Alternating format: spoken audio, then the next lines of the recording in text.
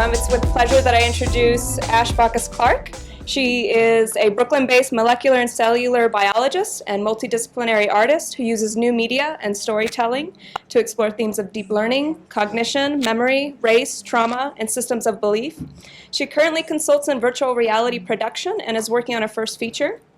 Ash is currently represented by Missing Pieces, is the Ida Eli Rubin Artist in Residence at the MIT Center for Art, Science, and Technology, and a 2019 United States Artist Fellow in Media.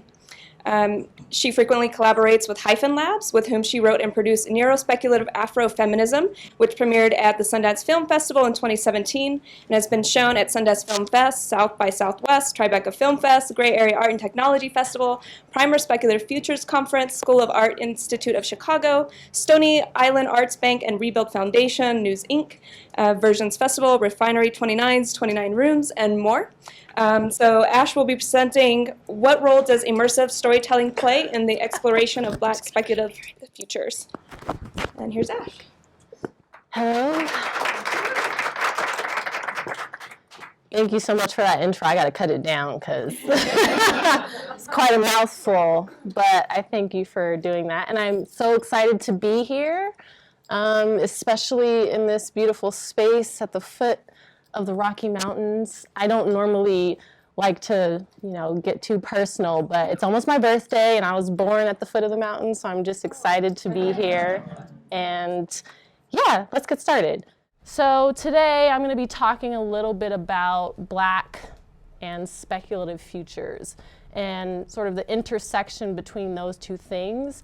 And I like to think of this as a digital re-rendering. So before I get started, I'm going to just tell you a little bit about myself, how I came to the work that I'm doing, and my background. So I started off my career as a molecular biologist. I did stem cell research for about 4 years and decided that it wasn't for me. So I ended up leaving after I finished my master's and wanted to pursue something that I felt like was giving me the space to engage with my community and to make work that thought more about actionable items rather than theory. And in science, it can be difficult to see some of the fruits of your labor. And so, thinking about that and thinking about the rigor of the scientific method and how that can be applied to other spaces and other models led me to Hyphen Labs. So I'll talk a little bit about my two co-hypheneers later on in the slides, but I just kind of want to say that working with these two incredible women who, the three of us kind of make up the day-to-day operations of the space, but we collaborate with a number of different women. And just being in a space that feels more accepting than academia can feel has been a beautiful way of allowing all of us to come into our creativity and find our voice, especially in immersive media. So I'm going to talk a little bit about a project that we did called Neurospeculative Afrofeminism. And this piece is a 4-part project.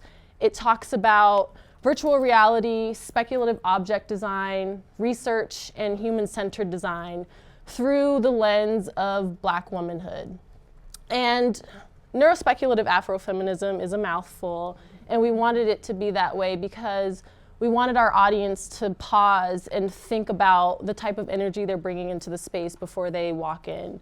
And so you come into this salon and you think you're going to get your hair braided, but you're really going to get your brain optimized. And this is really thinking and looking at neuroscience, looking at virtual reality and speculative futures, and thinking about who gets to talk about the future, who gets to ideate about the future, who gets to create objects, how does speculation fit in with all of these things.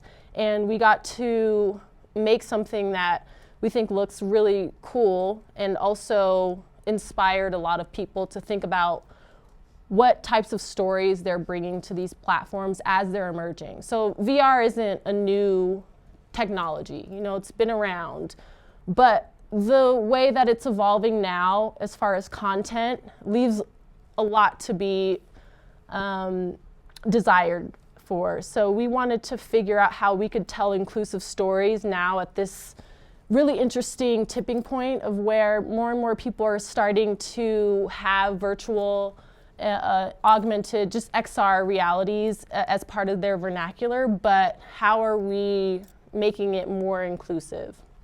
And so I'm going to jump into talking a little bit about the project and how it started. So it started with objects. So Carmen and I were living in New York together. I convinced her to move to New York to go to the School for Poetic Computation. And at the time, I was working a really corporate job. I had left science, traveled around the world, and decided that I wanted to go into brand marketing.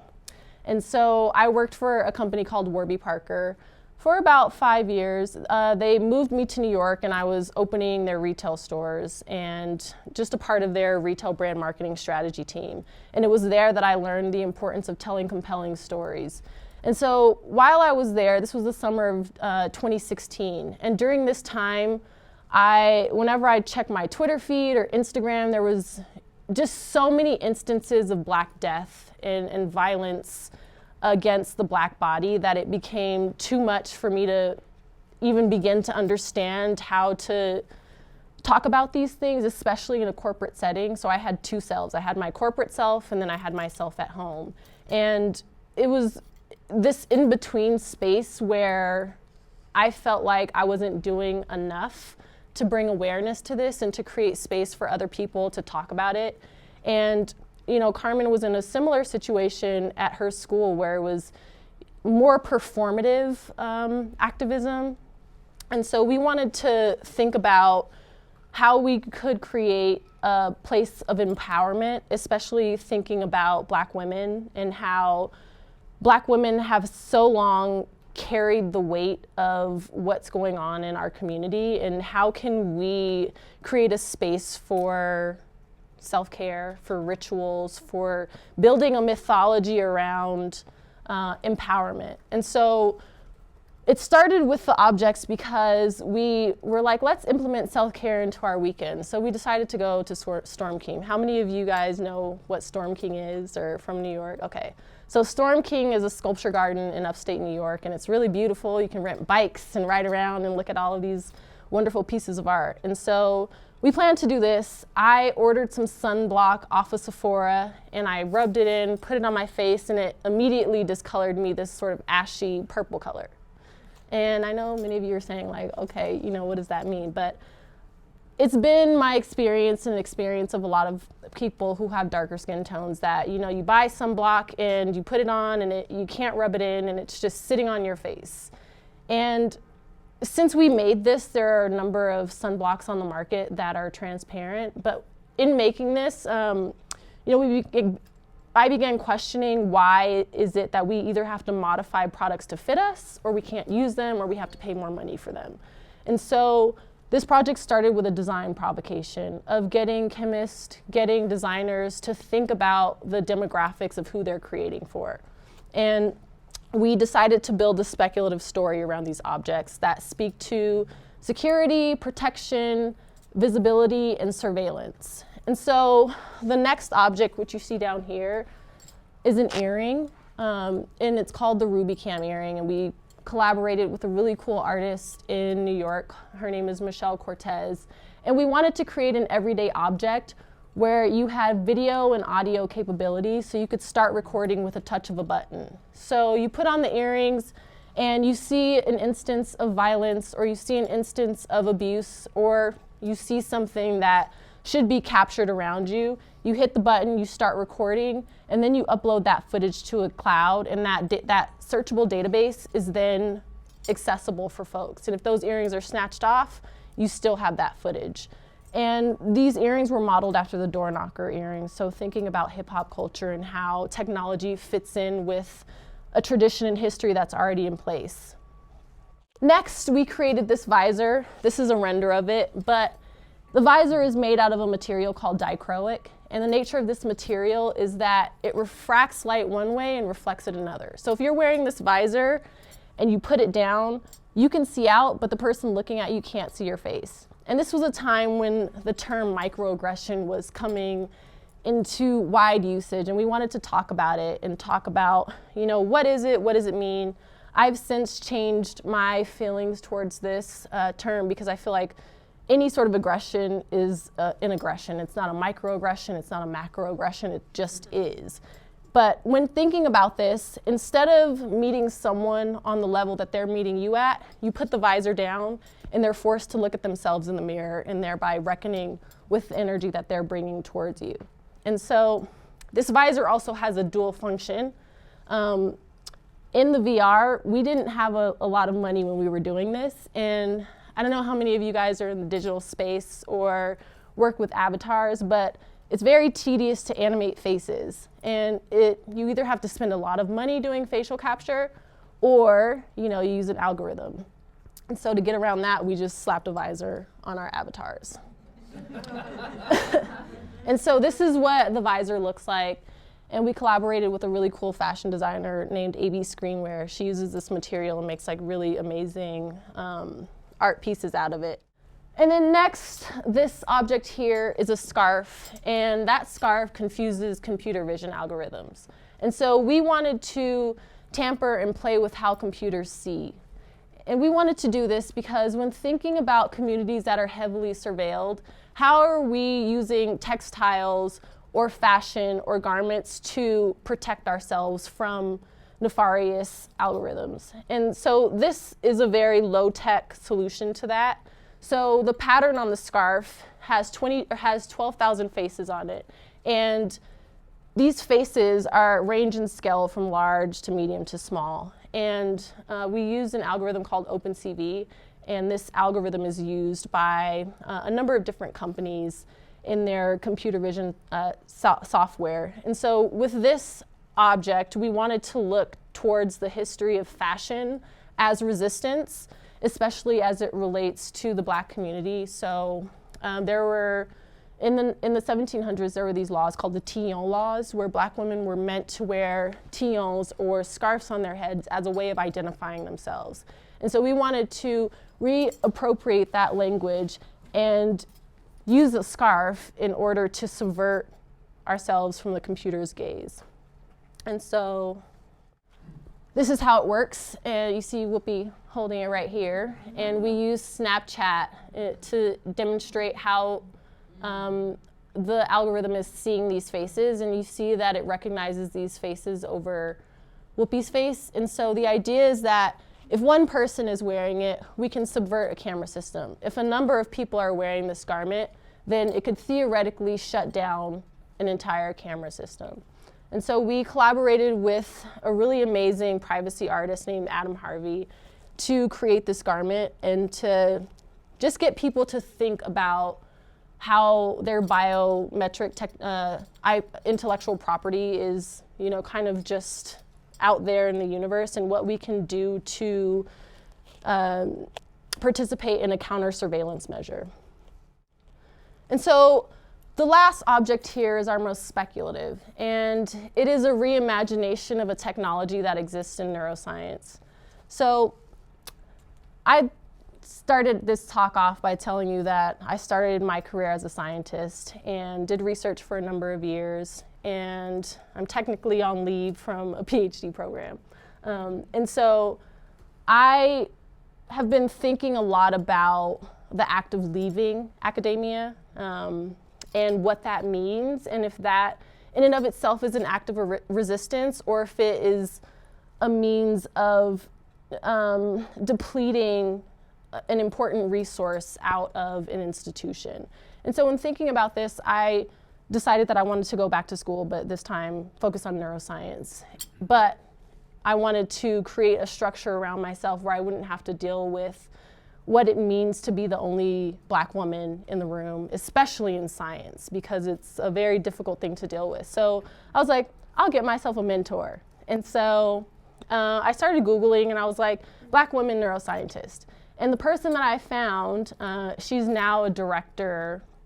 Actually, I think she's the dean or something at Trinity College, but she was a Black neuroscientist. And so I click on a video that she had on her YouTube page.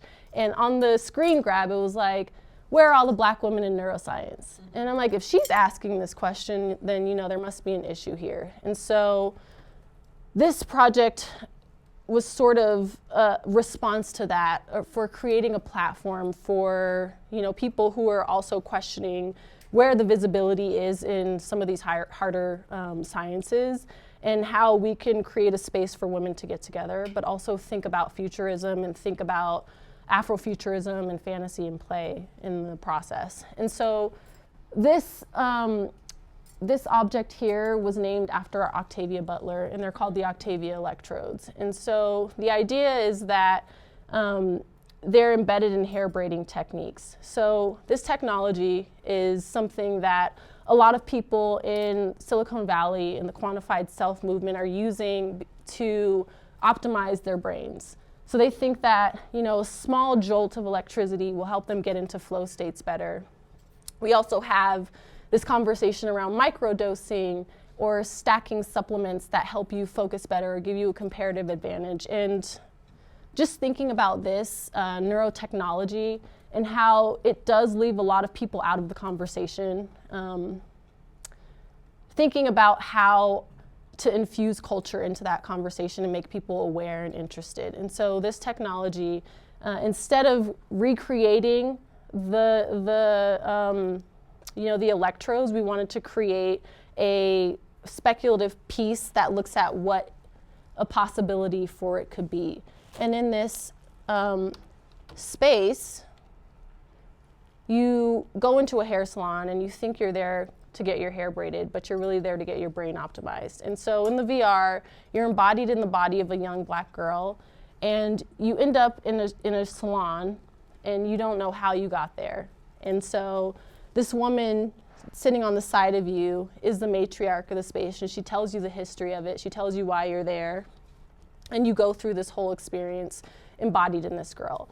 And so we wanted to do this because there's been a lot of studies that show if you embody someone who is non-Black in a Black avatar, and they have a certain level of prejudice that you can use certain markers to figure out, then having this experience of embodiment and also giving them agency over this avatar can decrease their innate prejudice and bias. And so we wanted to see if we could recreate this in the context of a salon at a film festival, and also do testing around whether or not we show women, Black women, in empowering situations, if that somehow can be translated from the digital space into the real world.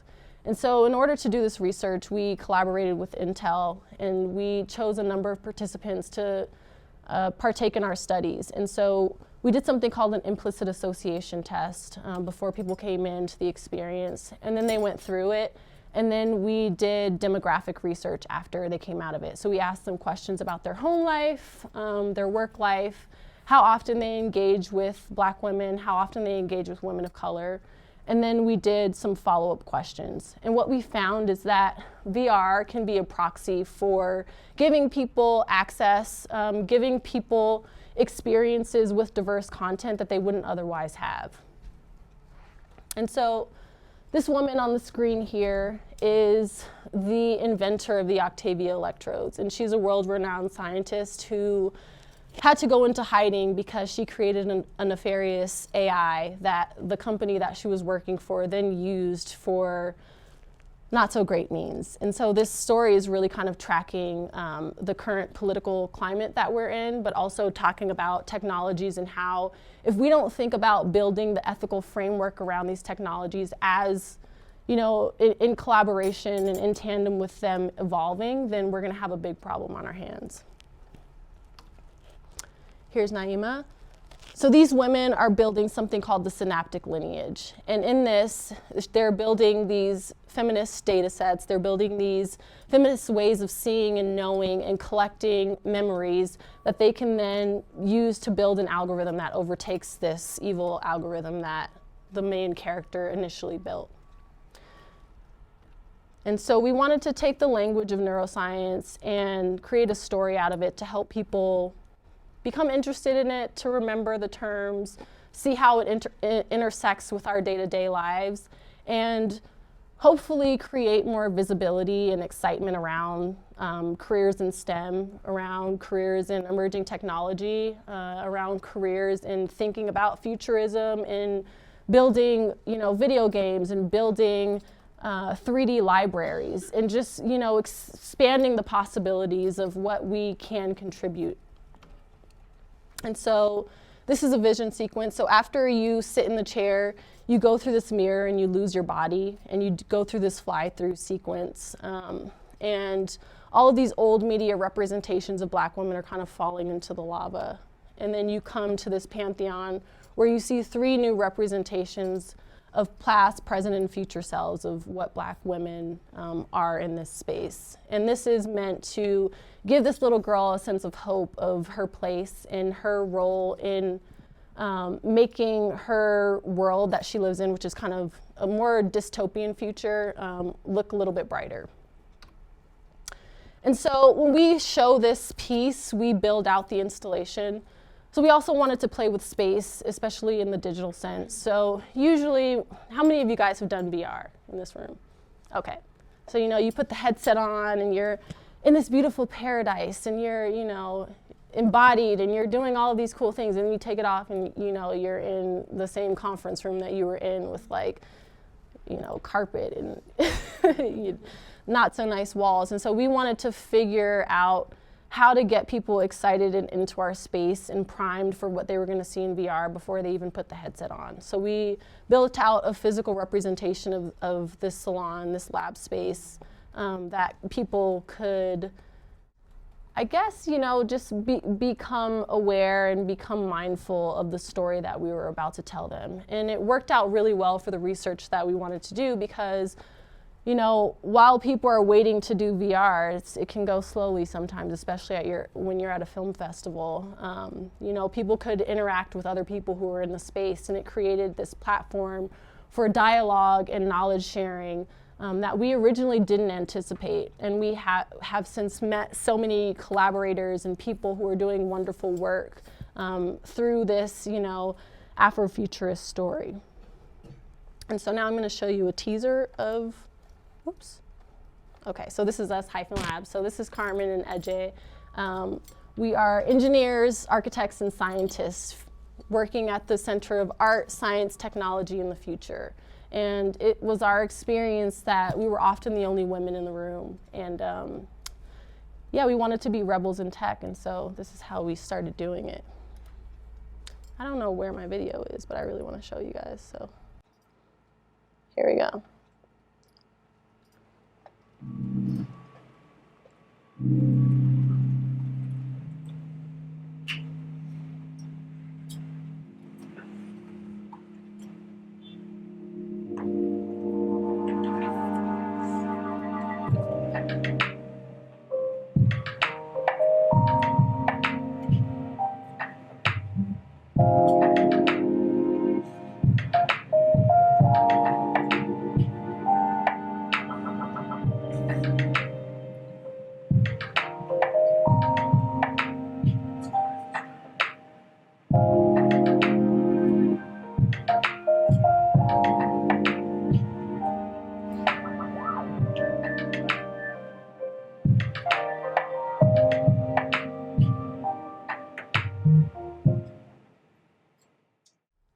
So, how many of you guys know what Afrofuturism is? Oh, okay, that's a pretty good number of people. So I'm going to talk a little bit about my understanding of Afrofuturism. I'm by no means an expert, but I am really interested in it and sort of the tools that it gives me to think about orienting the work that I want to do, and also thinking about how to build community. And so I started thinking about Afrofuturism 1.0, which is how the internet describes, sort of the beginning history of Afrofuturism. And when I looked up the definition, it's a movement in literature, music, art, etc., featuring futuristic or scientific themes which incorporate elements of Black history and culture. And so, I moved to New York about 4 years ago. And when I arrived there, just sort of thinking about the intersection of so much diversity and so much history and so much just possibility layered on top of each other, it really struck me as this, you know, futurist sort of city, but one that's rapidly decaying. But just sort of the way that ideas come together and explode and expand. And so when I first moved there, I met the head curator at the Studio Museum of Harlem, and she gave me a book called The Shadows Took Shape. And it was all about this sort of history of Afrofuturism from an exhibition that she put on there. And while I was reading it, it struck me that, you know, when I think about Afrofuturism and what I had learned about it in college, it was really centered around music, so Sun Ra and Parliament, thinking about art, so fine artists, more of the visual arts, and music. And then I started thinking about, you know, what was my introduction to, and I can't forget literature, especially, you know, thinking about Octavia Butler and N.K. Jemisin and some of these, you know, really prolific writers who are Black women thinking about sci-fi futures in a space that really tries to kind of divorce us and cleanse us out of the future. And so my first introduction to music was Missy Elliott, you know, like thinking about this woman who was really unafraid to think about her beauty and her voice in a world that, you know, really didn't look to female hip hop artists to be a voice of moving the needle forward. And so Missy Elliott really is where like my journey to thinking about what Black speculative futures can be took place. And then, so I'm from California, I grew up in Pasadena, and Octavia Butler was, you know, the grandmother of Afrofuturism growing up there. And my dad had a copy of one of her books on the shelf when I was growing up, and I had no idea who she was. But when I read her work and I was introduced to some of the ways that she was thinking, it really helped me orient how to build a literary and speculative tradition into the work that I'm doing. So I have 2 minutes and I have to get through these slides. Wangechi Moto, who is another beautiful painter, but she's thinking about the environment and how, you know, if we can't think about how colonialism has impacted our environment, then really this conversation around diversity, equity, incorporation, and inclusion really isn't going to matter much because we won't have a world to live in. So that led me to this new terminology coined by Reynaldo Anderson called Afrofuturism 2.0, or Astro-Blackness. And Astro-Blackness is, wow, this definition really kind of gives me life, but it's an Afrofuturist concept in which a person's Black state of consciousness, released from the confining and crippling slave or colonial mentality, becomes aware of the multitude and varied possibilities within this universe. And I have 2 minutes, so I'm not going to go into the rest of my slides. They're just like kind of talking about my inspiration, but I want to leave it there because I think that this gives a breath of fresh air to thinking about moving past this rhetoric of victimization and thinking about how we can stand in our power and reclaim space. And I'm really interested in how this can be done not only in academia, but sort of in collaborative spaces. And again, I'll circle back and say, working with these two incredible women that I work with at Hyphen Labs has really given me the space to do that and to think about how we're positioning our work going forward and inspiring the generation of youth that are coming up after us. So thank you so much.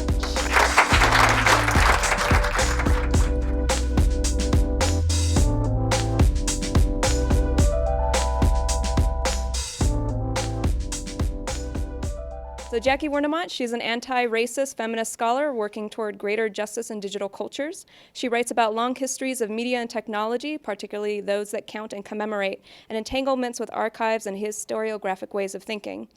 This includes the 2018 MIT title, Numbered Lives, Life and Death in Quantum Media, and with Elizabeth Losh, the edited volume, Bodies of Information, Intersectional Feminisms in Digital Humanities, yay, out of the University of Minnesota's Debates in Digital Humanities. She is a network weaver across humanities, arts, and sciences. This work includes co-directing Haystack and Dartmouth's Digital Humanities and Social Engagement Cluster. Wernimont received her PhD and MA from Brown University and her BA from University of Iowa. She is Distinguished Chair of Digital Humanities and Social Engagement and Associate Professor of Women's, Gender, and Sexuality Studies at Dartmouth College. Her talk will be From Lab to Cooperative, a Feminist Infrastructural Reimagining. Thank you, Jackie. Thanks, y'all. How's everybody doing? Good. I'm so glad when people answer. That's so great.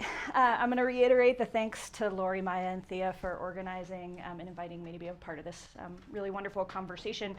As you see from my slides, I'm going to be a little bit playful. I've got some dogs echoing the lab that was the lab in the poster for this, which I was delighted that other people were so confused on Twitter, because I also was like, I don't know why there's a dog there, but it's cool. And somebody observed to me, that's a Labrador, Jackie. Yes, of course it is. Yes, yes. I brought in some chickens because often I read cooperative as coop, right? So here's some chickens for you. So we've got some dogs and some chickens. And I also want to think a little bit about affect, right? I want to be playful, but I also, I'm really mindful as a Colorado born and raised girl whose family was proximate, although not actually impacted by Columbine, that we're coming up on the 20th anniversary.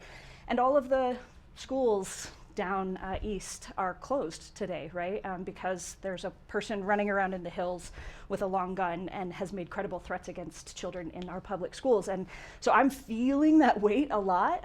My 7-year-old is with my mother down like, I don't know, 5 minutes from Columbine. And so I'm like, right, so. Oh, that's awesome. Hooray. I have not been following it today on purpose, so super duper. Thanks for sharing that with me.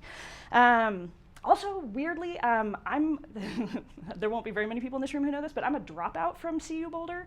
I went to the University of Iowa for 2 years. I came back.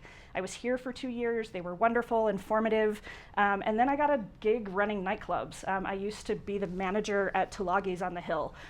So I actually started out here like as a bouncer, and like returning now in this like academic persona is hilarious to me, and also kind of weird, right?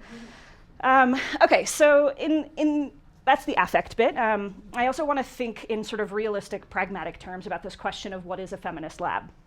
And I think the sort of framing of what is important. Part of what I'm going to do today is also think about the other W's, the who, the when, the where, and the why of feminist labs.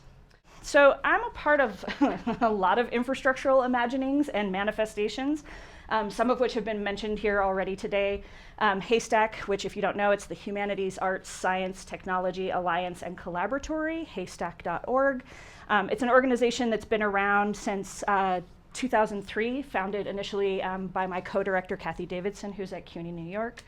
That's a really rich and vibrant, in many ways, student-oriented and structured effort, right? So if anybody wants to talk about that, come and let me know. But I also, right, I'm here partly because I'm a member of this thing called the Human Security Collaboratory. I've been part of FemTechNet from its inceptions, Go FemTechNet, that's been transformative for my career. But also now this like green band here on the bottom in my I just started at Dartmouth in the fall as the sort of anchor for the Digital Humanities and Social Engagement Cluster, and have launched my own lab, the Digital Justice Lab, inside of that cluster, but I'm still thinking about cooperatives, and I'm gonna talk a little bit about that.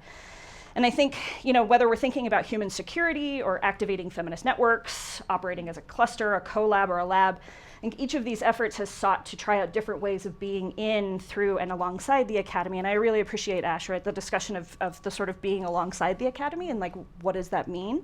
I think it's an important thing for us to think about. And I think about the proliferation just here in my own experience as a kind of symptom of the disease that many of us, particularly those who are working with feminists of color, indigenous feminisms, Latinx feminisms, Black feminisms, feel inside the academy, right? We don't sit comfortably, and so we're constantly making these things, right, in order to find ways to fit and to have community, right, and to sort of, as Ash put it, stand in the power, but also have a space of creative opening, right? So I think this proliferation is both awesome and also symptomatic of sort of how traditional academic structures are viewing what it might be to be something like a feminist lab. And I want to note that yesterday, yeah, that was yesterday, Sarah Ahmed tweeted that in order to survive the institutions, we need to transform them, but also noted, right, that we still need to survive the institutions as we're transforming them, right? And this is part of what these structures are about, I think, is finding ways to survive, right? And so I'm going to be talking about labs as lots of different kinds of structures, but I think it's interesting if we think about them as survival technologies, right? And how that changes what we think about when we think about labs.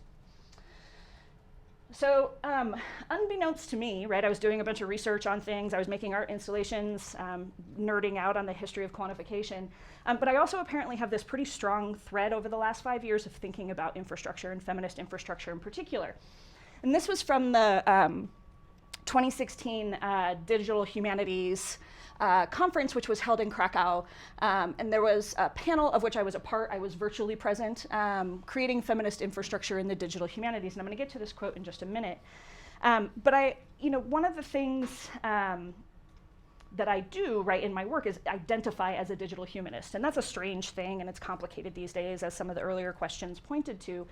But I'm also thinking about, right, lab and infrastructures in the academy more generally. So I hope that those of you who are working in the natural sciences or in other spaces with labs, things like the quantitative social sciences, will find resonance here. And part of what I want to draw attention to, so this was a kind of blurb, a quote that was at the top of our abstract for Krakow. And here, I'm going to read it. Today, it's imperative that we develop an ideological infrastructure that both supports and facilitates feminist interventions with connective, networked elements of the contemporary world. We want to cultivate the exercise of positive freedom, freedom to rather than simply freedom from, and urge feminists to equip themselves with the skills to redeploy existing technologies and invent novel cognitive and material tools in the service of common ends. And this comes from the Laboria Cubonics xenofeminism sort of manifesto, and you can check that out online. Super cool stuff, actually. I really appreciate what they're doing there. And I want us to think hard about this freedom to rather than freedom from, right? A kind of positive freedom rather than a negative freedom, and what that might mean for the kinds of infrastructures that we want to build. Part of what I want us to do is sort of imagine the infrastructures that can support, create, and sustain positive freedoms rather than just negative freedoms, right? And in part, that's a kind of way of repositioning Ahmed's thinking of survival, and clearly bare survival, I think was the term that Liz used earlier, is a necessary thing. Thanks so much, Lori. I should know better than to get up without water. Right, getting beyond bare survival, but more to the point, I think, of getting into spaces of really generative joy, right? Of excitement and pleasure and sort of a vital activity rather than just a kind of bunker survival mentality. So in thinking about what I was going to say today in an article that is on this same topic that I'm writing with Nikki Stevens, who's a doctoral candidate at Arizona State University, I went back to some of the thinkers who aren't just the feminist thinkers that I work with, but also Latour and Foucault, right? And thinking about how their articulation of knowledge and power and how that circulates in sort of science studies, cultural studies generally might help me here a little bit. And one of the things that I went back to is, this is from an essay by Joseph Roos called Foucault and the Natural Sciences. And part of what he's talking about here is the way, and this came up in the earlier talk, right, that the kind of extension function that labs serve, right, and how they have to reach out into space. They are not simply a there that is sort of hermetically sealed off from the culture. And in fact, right, one of Latour's, I think, really strong insights, however problematic Latour can be, is that the lab is a kind of lever for breaking down the inside-outside binary, right? And I want us to think about that a little bit more. So here, I was really struck reading Roos here. The adaptation of the laboratory and the reformation of the world to become more thoroughly knowable scientifically are as intrinsic to the natural sciences as social and institutional reforms have been to the prison. I've worked with Foucault's thinking for a long time. I've worked with Latour for a long time. I hadn't really put together this idea that the prison always already contained reform inside of it, right? That it was sort of already doing that work at the very moment that it was sort of crafted as a cultural technology, and that there might be some kind of analogy with laboratories. And I have to say, I don't know exactly what I think about this just yet, and maybe we can think about it together, but I was kind of unsettled, right, by it. And then Roos goes on later, and he's talking about this kind of extension function, right? So extending knowledge outside the context of the laboratory typically requires also extending the materials and practices which make possible the disclosure and tracking of laboratory phenomena. And I think this materials and practices is really critical, and I want to put some pressure on that. But also, you know, this kind of assumption that laboratories are about disclosure and tracking, right? That laboratories are fundamentally surveillance structures, I think is something that we probably want to think really hard about, especially given Roos's connection to the prison industrial complex, right? All right, so I'm a person who works on the history and politics of categorization, tracking, and monitoring, right? Tracking human life, tracking human death, and think a lot about the media types, but also the social practices that we use to do that work. And I think if labs, as they currently exist, are sort of constituted by a set of practices and a set of media or objects, technologies, that are always about disclosure and surveillance, then we might need to really fundamentally rethink what a lab is if we're going to use it usefully. And I think, you know, if we want to reframe the sort of power paradigm that Foucault points us to with respect to labs and other kinds of knowledge production, we want to think hard about what is the subject of our categorization, our measuring, and our monitoring. I was at a really powerful event at Data and Society about a year and a half ago. We were thinking about ethical AI, always relevant, evergreen. And you know, one of the things that I was really struck by was the suggestion that we could turn surveillance to sort of surveil those in power, right? So the particular person was talking about surveillance in the legal system, right? And how, right, we've got so much police surveillance, we've got so much sort of civic surveillance. And she said, you know what we should be doing is using AI on judges decisions, right? We should be surveilling those who are we shouldn't be using it for sentencing guidelines. We should be using it to evaluate those with the power. And I think there might be something interesting, a kernel there for us to think about, right? That we could maintain labs. They may still have those infrastructures of categorization and surveillance and measuring, but that we might turn the lab's focus on those in power rather than those who are most disempowered. Okay. So I mentioned that you know, the title here is From Lab to Co-op, and I've been thinking a lot about cooperatives. I just recently left Arizona State University, and while I was there, I ran something called the Nexus Digital Cooperative, and we specifically designed the cooperative as a way of getting away from the language of laboratories. And so I'm going to talk a little bit about sort of what I think about when I think about a typology of co-ops and labs and how they may or may not be different.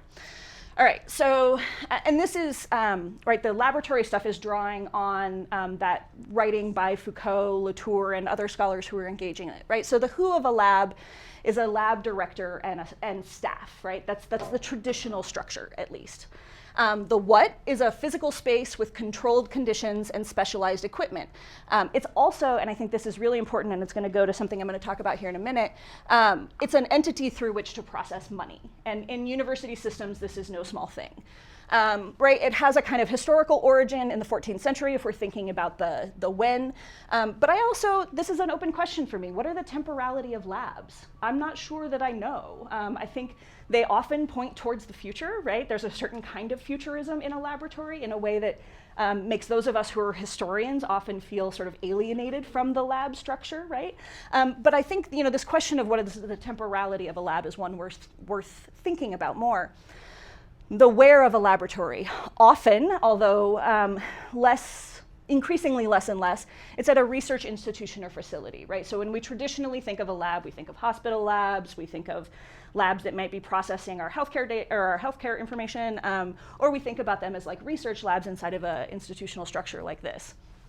And the why of a lab, and again, this is the sort of Latourian why is to render the invisible visible, right? And so thinking about the natural world, various kinds of phenomena as something that we can't see without this kind of experimental control, but that we're rendering visible in this tightly controlled system.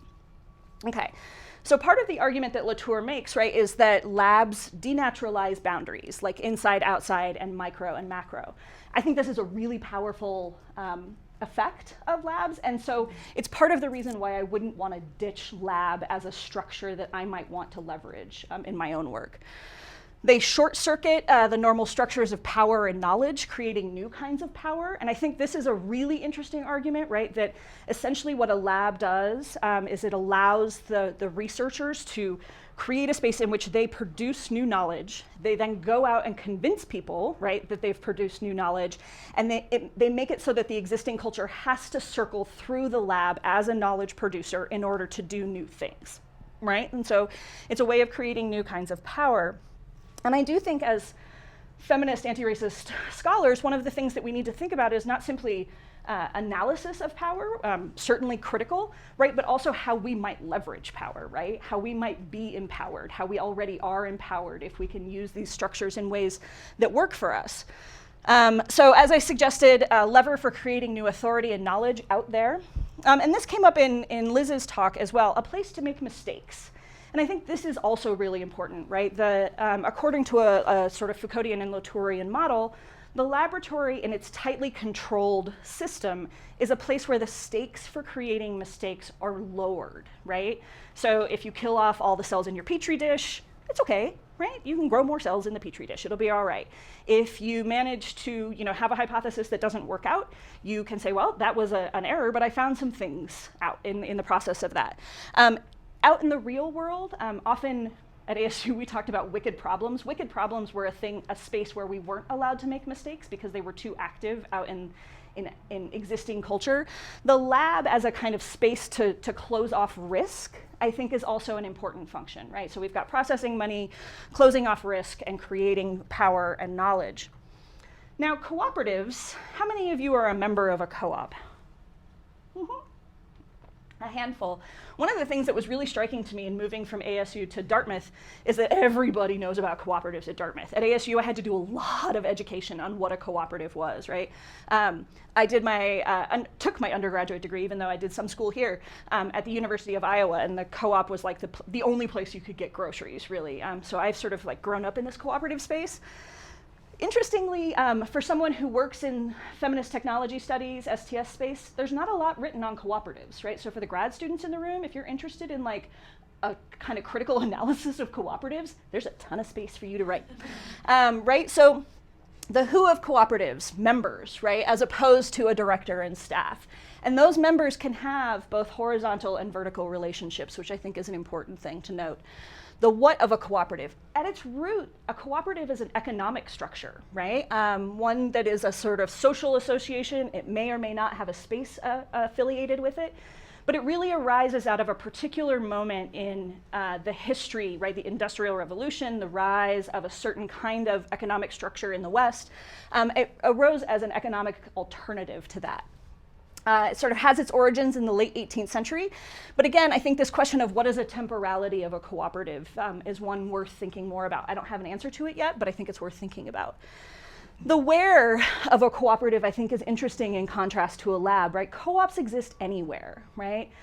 They are virtual things. They are things that exist, if you think about like a farmer's co-op or a spice co-op, right? The New Frontier co-op initially started in somebody's garage, right? So like these are things that can sort of pop up in all kinds of spaces, which is interesting. And the why of a co-op, again, going back to this sort of economic history, is a solution to the alienation under capitalism, a means of survival, which I think is probably relevant for our discussion of how to survive in the academy, and a redress to certain kinds of exclusion under capitalism. Cooperatives are voluntary, mutual, and democratic. That is not necessarily the way a lab works, and I have to say, as someone who runs a lab, and I'm going to talk about this in a minute, in some ways I don't want it to be this way, right? We played with Nexus as a democratic cooperative space, and it's hard, right? It's hard inside the academy to create something that is truly democratic and mutual. They are economic structures that refuse the inequalities of capitalist production. They are sites of production, acquisition, or distribution, and this is sort of going back to that history, right? And we might think about where do we fit in this as knowledge producers, right? As feminist scholars in this production, acquisition, or distribution space. And they serve members, right?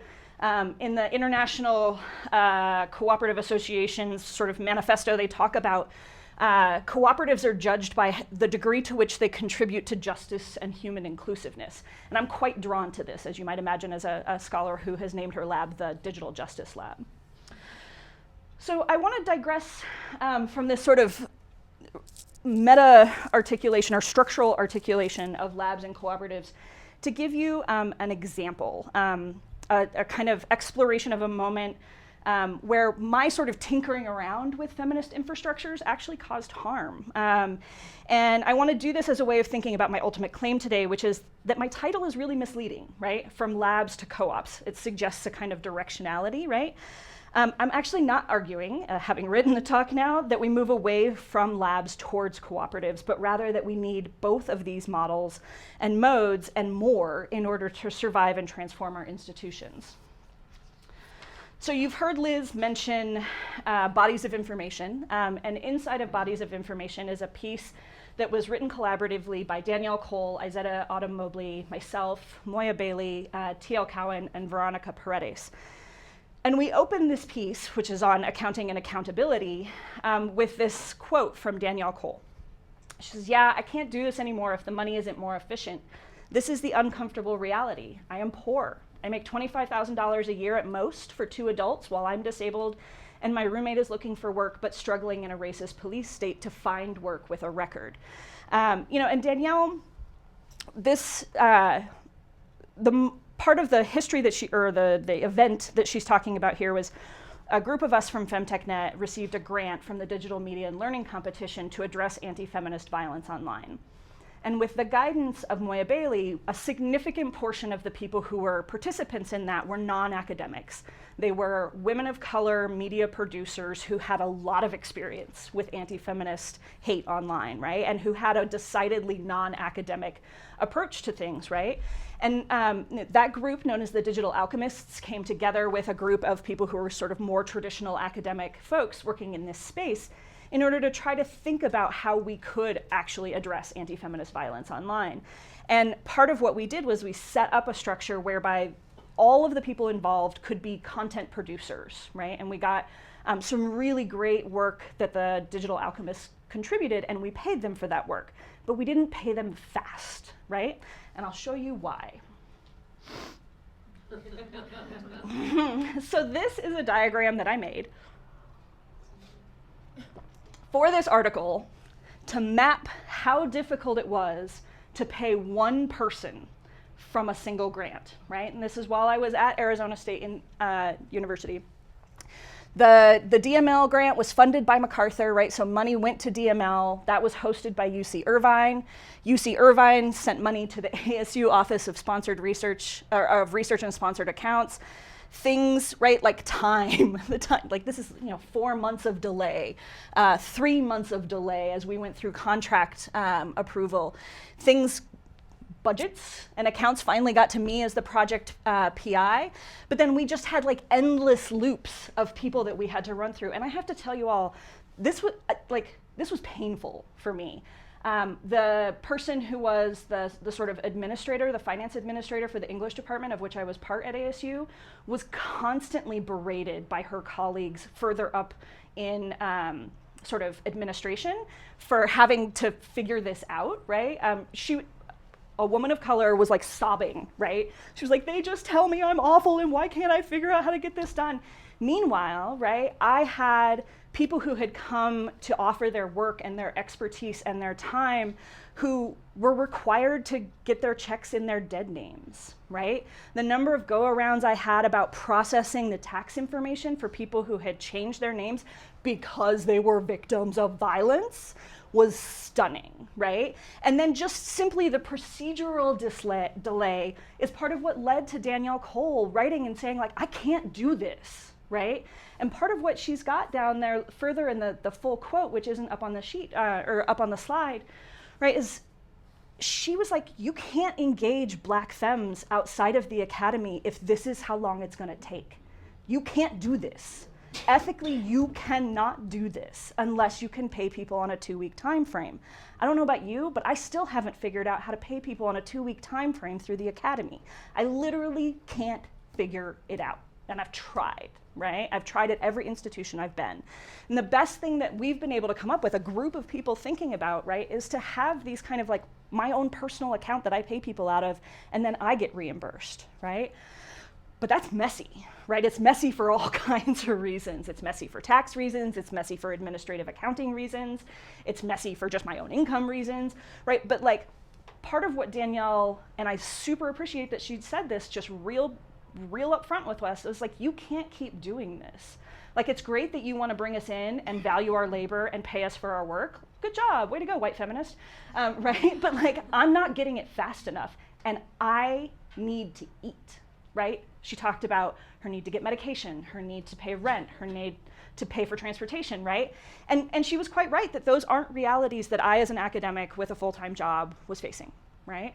And so, you know, I think paying attention to the ways in which these infrastructures matter, right? Not simply at the conceptual level, but like literally how do we set up infrastructures that will allow us to pay people for the things that they do? And where do the infrastructures of the academy, of grant reporting, et cetera, intersect with that and make it really difficult is incredibly hard work, right? It's incredibly hard work. And I think we probably need to collectively think about it together. You know, I also want to note that, like Ash was talking about, like curating spaces, right? Curating spaces alongside, next to, within the academy. There was a question on the Twitter hashtag earlier today about how to protect people in labs from sexual assault and other kinds of bias and harassment. And I think these are things, as people who might be directing labs, we have to think very carefully about, right? Because we're inheriting structures that have structural problems, right? Infrastructure is there, it's helping us, it might be this amazing lever for creating new knowledge, but they don't come without their challenges, right? So part of what I want to do as a close, and I'm going to suggest that in the calculus of feminist interventions, one is simply not enough, right? We need more modes and models, right? Over here I've got my friends, the wolves and the lionesses, right? We might need models of laboratories and cooperatives, and collaboratories, right? I'm a member of all three of those things. But we might also need models that look much more like packs, right? Packs or other kinds of familial associations, right? We need to think about this, you know, this question of the extension of the lab as intrinsic as reform is to prisons, right? That's both a powerful asset for us, right? This idea that we are extending out into the world. And I think actually it does some really interesting work of pushing against the narrative that academics are sequestered in the Ivy Tower, right? If labs are always actually entangled with the outside and they're partly a structure for breaking down that binary, then I think that's really interesting. But again, to return to that point earlier, I want us to think about the materials and practices of disclosure and tracking that are built into the lab and how we might do those differently. And similarly for cooperatives, we might want to think about, right, the practices of acquisition, production, and distribution, and whether or not those are adequate models for us. And I think there are times, right, if we're thinking tactically, I think there are times when we might leverage any one of these modes, right? I often think of FemTechNet, right, as much more of a kind of pride or pack, right? It's very asynchronous. There are hierarchies sometimes, but they dissolve and reformulate depending on who's doing the work. But it's also a highly affective and like mutual space, right? People are doing things together. But I think we can't simply rely on just one model, right? I think infrastructures as levers, as technes, as refuge or undercommons, and as future engines demand that we come up with many different models. Thanks.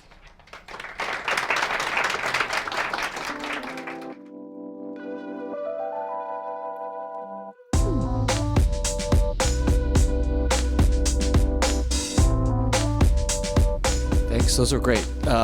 I was wondering, one of the themes that I heard in both, kind of going in different directions, is what, as Jacqueline put it, the freedom from versus freedom to issue. And in the context of Afrofuturism and Afrofeminism that you're discussing, right, you're always starting from a place of resistance where you kind of have to deal with the structures that are already in place. And I just wondered if either of you had more to say about, it's a kind of open-ended question, because we're always kind of inheriting these problems, but then we want to escape from them, right? We want to be free of them and not have to deal with the burden of a colonial past or a racist past or a sexist, misogynist past. And one of the ways Afrofuturism has dealt with that is by reimagining the past, not only the future, right? In Sun Ra and Parliament, like thinking about a mythology for people from the African diaspora that helps imagine a future that's not just based on the kind of, that bureaucratic mess, which is obviously an inheritance of a white patriarchal colonialist past. So how do you, I guess the more pointed way of asking the question is, how do you imagine that future without turning it into fantasy, where you have to kind of just pretend that nothing ever happened? Yeah, I'll leave it at that. Thanks. Yeah, that's a very good question. And I think that that's why I'm so interested in the materiality of practice. So, working with an engineer and an architect and trying to render Blackness, but just sort of POC spaces on a monumental scale, because so often you don't see that. You don't see us thinking about the future and then building that future. It's like, let's ideate this, and it becomes this, sort of abstract concept. And I think art and music and all of these things are really important, especially for establishing our culture, but the real work needs to be done in figuring out who's ideating about the future and then going out and building that future. And because we have the tools to do it, it becomes an example for what other people can do. The challenges are funding. Like if you are an institution or a cooperative or a lab that's trying to exist outside of the academic structure, you have grants, or, we do a lot of commercial work, and that really kind of fractures our time that we can spend working on this, and the legitimacy of it. Whenever we're going to conferences or events or speaking at universities, our credentials come into question, or, why are we here? What, how did we get here? Oh, you guys are only artists, stay in the art lane. So, it really, just being rebellious and doing what we want to do, often we come up against these structures, but I'm a really good chess player, so just figuring out how to move around the board. So yeah, I mean, I think part of my response would be that question about what is the temporality of a lab or a cooperative, right? Because I think part of what you're pointing to in Afrofuturist and speculative fiction is the ways in which the traditional linear temporality is disrupted. Right, and I think of Munoz's work on queer futurity, right, and the notion of queer time, and the ways in which we don't have to reside only in linear temporal visions, right, and part of what that does is it allows us to think about inheritance differently, right, allows us to think about kinship and family differently. That all of that said, right, that's my super optimistic side. My super pragmatic side says, there are no clean technologies, there are no clean spaces, there are no clean practices, there is no clean money, right? There are degrees, right? And I think we each need to set our thresholds for that. But I think, part of why I wanted to bring up the example of the accounting and accountability article is that was a moment where hopefulness failed, because it didn't recognize the existing institutional structures, right? And didn't attend enough to making the system work for the people who most needed it to work, right? And so I think we have to be really realistic about it, right? I think we need these sort of imaginative, speculative spaces in order to build alternative futures, but I think we also have to realize when we live in the existing moment and how to honestly game those systems so that we don't do harm to the people who are most precarious. Mm-hmm.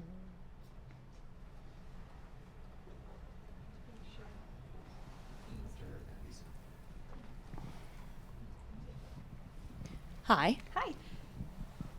Okay, so I have, is this on? Is this working? Cool. I kind of have a question that has different shades for both of you. You both have done really incredible things as far as reclaiming this imperialistic sensibility. Ash, I think it's more for this idea of, of blackness, and for you, I think it's this, Jackie, the model of labs. And so I was just wondering, even with that reclamation and changing the narrative, it's still shades of Enlightenment gray. So I was wondering, to what extent do either of you draw from more indigenous knowledge structures to think about femininity and to think about these models, and how has that influenced you in the past, and how are you looking forward to the future in this way? I can start if you want. Sure. Okay, so I really like Wilson's research as ceremony, which is an articulation of an indigenous research paradigm that recognizes, right, that events like this are gifts of time, right, that people have come here and gifted their time when they could have, it's always, right, something else is not being done. And so those are choices that people made, for which I'm grateful, and I think, part of what Wilson's work in indigenous research structures helps me think about is being mindful of that view, right, of a kind of gift of time and attention. I think there's also, from indigenous practices, a focus on relationality, right? And I think that's there too in Black feminist work, right? That what we need to do is not simply build knowledge structures or power structures that exist in our imaginations up and above human people, right? But that we need to attend to one another, right? And so when we get that language of care, right, that Thea brought up at the very beginning, right, and that is part of like Bethany Nowitzki's work, right, part of that care is attaching yourself to a community and saying, I am responsible to you, right? And that's not a traditional academic mode. I am responsible to you. You are not my subjects. I bear responsibility to you. And so I think, Kim Christian Withy's work on indigenous knowledge protocols has been really formative for me in that way. So those are a couple of examples. Yeah, for me, it's also sort of anecdotal. So my family is from New Orleans, from Louisiana, and just the history of, sort of this cross-pollination and sort of uplifting of the Black Africans and communities that existed, who came here or who were brought over here during the Atlantic slave trade, and the indigenous folks who, were in the South, and really kind of helping to uplift that situation is something that I often think about. And also just sort of thinking about ritual and ceremony and how that ties into digital spaces, and how, as we storytell, as we build the framework in these digital spaces, how we account for that. And I think just, I haven't done too much work around indigeneity, but it is something that I think about often, and I think about, how instead of treating the digital space through a colonial lens, it's more about, the equity and equality of space, even if that is a digital rendering of space. First of all, I wanted to say thank you. Super moving and powerful and interesting. You both have put forward projects and visions that are really compelling, but also buck up against the traditional structures in which you're working with or having to require material support from, be it money or space. So how have you navigated that tension of you want to participate in these structures or seek support from them, but the work you're doing is actively challenging or calling into question them, but you need like their money. So that's one. And then when you have that relationship where you need their money or their space or their time, but they're probably doing other weird shit that you want to antagonize as well, but you don't want to compromise the work you're doing. How do you choose your battles when that happens? Thank you. For me, it's not about the money. It's about creating opportunities for people who look like me, who want to exist in this space, that they don't have those same challenges. And so often, I do these speaking engagements and I partner with institutions at, some of the detriment of my own work and moving forward my own work so that I can give back to that community. So it is a double-edged sword. I do have a lot of critiques of the academy, but I also have to recognize and acknowledge that me, as I stand here today, was born in this academy. So I am in a very privileged position of being very educated, you know, especially in the tradition of science within the institution. So it is a conflicting place to be in, but also I do think that there are possibilities to exist outside of, you know, the academy in general and just have it be that. It's a really hard question. You know, I think I'm often reminded by, so Amanda Phillips once said to me, right, when I was like, you know, like I'm not necessarily a burn it all down kind of person. And Amanda said to me, it's a privilege to not want to burn it all down every day, right? And I was like, yeah, yep, need to internalize that statement. So I think about that a lot. You know, and I think it's about knowing where your superpowers lie, right? And for better or for worse, I can do a fair amount of code switching between sort of this kind of space and then like academic administrative space, grant funding space, grant writing space, right? And maybe this is like the bouncer in me or something, I'm not really sure. Certainly the nightclub woman in me, right? I actively want to carve out space for people, right? I actively want to carve out space for people who I think are the most interesting, exciting people doing the most interesting, exciting work, right? And I'm honest that in the case of the Digital Justice Lab, right, that is a space that centers women, non-binary people, and people of color, right? And I will like push at the walls in order to make enough space, right? And you know, you take your licks for that sometimes, but also like I can put research behind it, right? That's part of the code switching, and you know, the number of times, right, that I've had to go through and scrub like an NEH grant or an NSF grant of the word feminist are too numerous for me to count, right? Because if I put the word feminist in there, it's a political agenda and I won't get funded.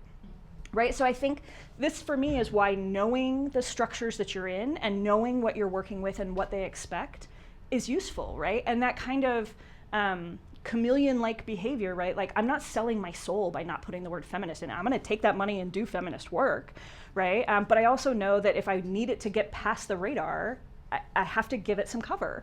You know, so I think that's a lot of it. I also personally, in terms of like which battles to fight, like there are so many, right? There are a lot. And I try to stay focused in the ones where I know that I have either extra good skills, extra deep knowledge, or a personal investment. And I try to be strategic about that while also acting in solidarity with people who are fighting other struggles, right? Because I think one thing that we can do that is very detrimental, right, is like, this is my space of activism and action, and I can't support you, right?